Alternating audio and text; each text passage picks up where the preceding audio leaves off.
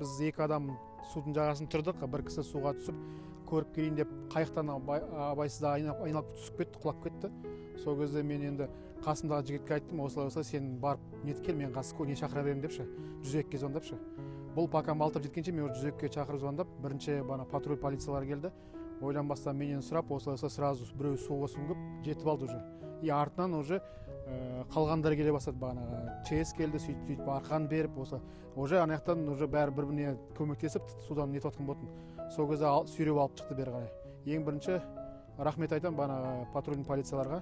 Ойланбастан сразу суға түсіп, осыны күннің суына қарамай, рахмет, алғысымды айтам. Оқиға орнына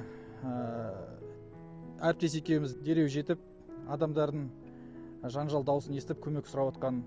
Ойланбастай шешініп суға секірдім. Бірінші мақсатым болды адамдарды аман алып қалуға. Адамдарға жеткен кезде адамдар уже әлсіздігін байқалды, көрдім де, әріптесімді көмекке шақырдым.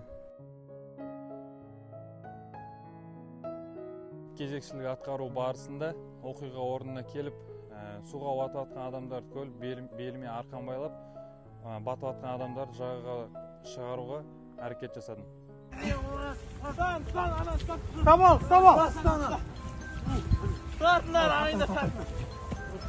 Вставал! Давай! Қалқамас! Алды! Шетке тартып қаламын!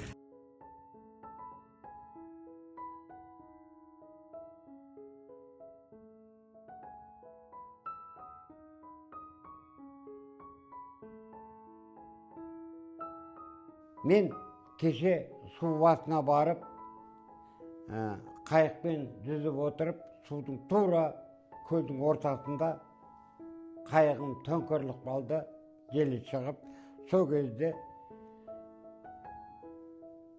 бұл неге кеттім деп ойланғам, бірақ полиция қызметкерлері келіп, мені құтқарып алды.